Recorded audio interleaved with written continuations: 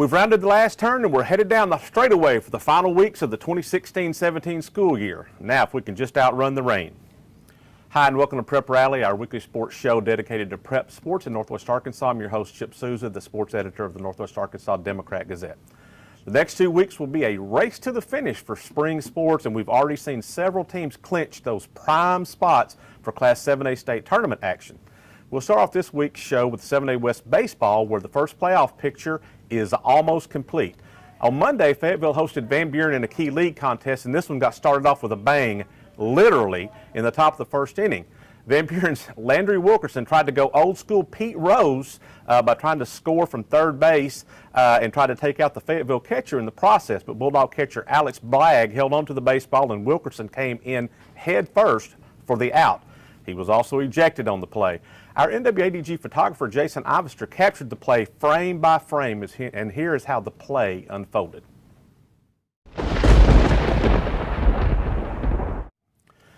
Both benches came on the field after the play, but when order was restored, it was Fayetteville that did the damage, pounding Van Buren 10-0 behind Miller Plyman, who pitched yet another one-hit shutout to help the Bulldogs nail down the 7A West Conference Championship and that first-round bye in next week's state tournament in Bentonville.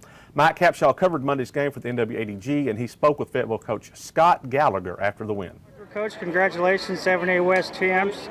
You said you weren't expecting it to be this easy, 10-0 after 5 innings. Yeah, they're a lot better team than they showed tonight, I know that they expect to come in here and play a lot better. And you know, that play at the plate in the first inning, I don't know if it kind of woke us up or sent them into a tailspin, but it kind of maybe did both.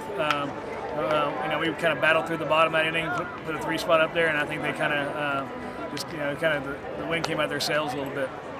After the season you guys had last year, did you expect you'd be clinching here with another game left to play? Every season's a new season. At Fayetteville High School, we're trying to win conference championships every year. It's So Fayetteville earned the top seed, and Bentonville was on the brink of locking down the number 2 seed, needing a win over Bentonville West on Tuesday to earn that spot. On Monday, the Tigers scored 3 touchdowns. Okay, not really, but they did win 21-4 on Monday. Also on Monday, the red-hot Rogers Mounties, they continued their late season run. They had an 8-1 win over Springdale High as McCaden Templeton, he earned the complete game win for the Mounties. Moving down into Class 5A, Farmington earned a spot in the Class 5A state tournament on Monday after a 4-1 win against Maumelle in the first round of the 5A West Conference tournament. The Cardinals will go to Greenbrier on Thursday for a second-round game. In Class 4A, what a year for Pea Ridge. The Blackhawks baseball team, following suit like the basketball team and the football team before them, earned a big win on Friday. They won the 4A1 conference tournament. They blew out defending state champion Shiloh Christian to earn the number 1 seed in this week's 4A North Regional Tournament in Dover. The Blackhawks are scheduled to take on Dardanelle at 10 a.m. Thursday. Shiloh, Gravette, and Huntsville will also be playing Thursday down in Dover in regional tournament play. And in Class 3A, the Greenland Pirates, they downed Elkins in the finals of the 3A1 West Conference Tournament in Cedarville to earn the number 1 seed in this week's regional tournament that Greenland is also hosting. The Pirates will take on Paris at 10 a.m. Thursday, and Elkins will play at 5:30 against Jesseville. There's some big games in softball this week as several teams are jockeying for that coveted first-round bye at next week's state tournament. Bentonville took a big step toward maybe locking down that 1 seed last week as Maddie Pro, she has had a sensational season for Bentonville, but nothing all season long compared to what she did last week against Rogers. She threw a perfect game and struck out 19 of the 21 batters that she faced in a 1-0 win. So Bentonville has that inside track for the number 1 spot. Haven't got it locked down yet, but they got that inside track for it. The other teams are also in that race, and so there are some big games going on this week across the conference.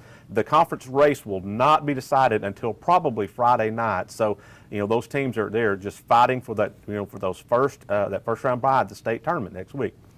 In Class 5A, Farmington punched its ticket to the 5A state tournament. They defeated Maumelle 10-0 on Monday, the opening game of the 5A West Conference tournament. Lady Cardinals are 22-7 now, and they host Vilonia on Thursday in the second round game of that conference tournament. Moving down to Class 4A, Pea Ridge won the 4A Conference Tournament Championship last Friday. They beat Gravette to earn that number 1 seed in this week's 4A North Regional, which is also going to be held in Dover. Pea Ridge will take on Ozark at 10 a.m. Thursday in a first-round game. Gravette, Prairie Grove, and Lincoln are also in that regional tournament. They will also play on Thursday. And in Class 3A, Elkins earned a #1 seed for this week's regional. Again, the 3A being held in Greenland. They defeated Charleston in the 3A1 West district tournament last week, and they beat Charleston. So the Lady Elks, they are scheduled to take on Paris at 10 a.m. Thursday. Again, that is at Greenland. We'll take a break here, and when we come back, we'll preview this week's Class 7A state track and field meet, where state records could be in jeopardy in a number of events. While we're away, take a look at some of these awesome photos by our NWADG photo staff over the last week. You can check out these photos and many, many more at NWADG.com, where you can order prints.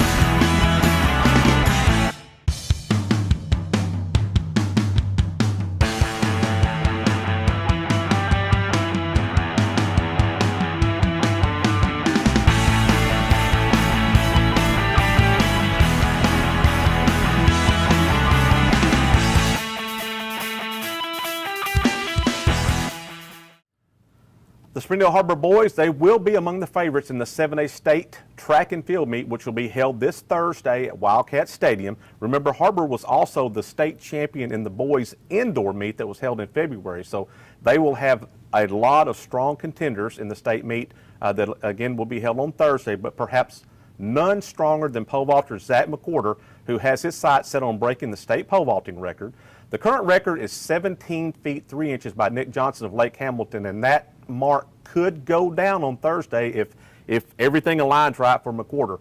He has already signed with Brigham Young, signed with them back in the fall. He went 17 feet last week at the 7A conference meet. Our Henry Apple covered the conference meet, and he got video of McWhorter's vault as well as an interview with the Harbor High Flyer.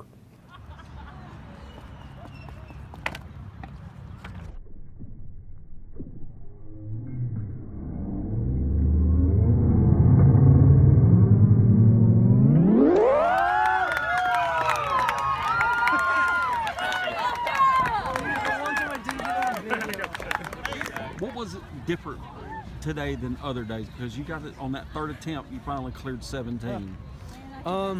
Man, it's I think it was just for pole vault. I didn't have anything like going on right before it, and we had nice weather. It was genuinely good weather.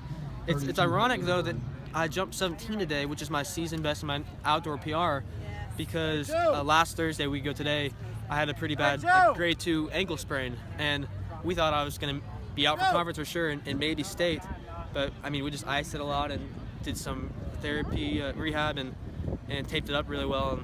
And I don't know, I guess sometimes injuries help you out. Yeah, and of course we talked about that 17 feet, and I have to refer to last year, you thought you had it clear, start jumping on the mat at the state meet, and then the Menard Falls. Yeah, that was horrible. It's funny because I actually started doing a pretty big celebration, with the backflip after I cleared 17. But maybe I should hold off on that until I'm off the pit and the bar is on, because last year was pretty sad after that happened.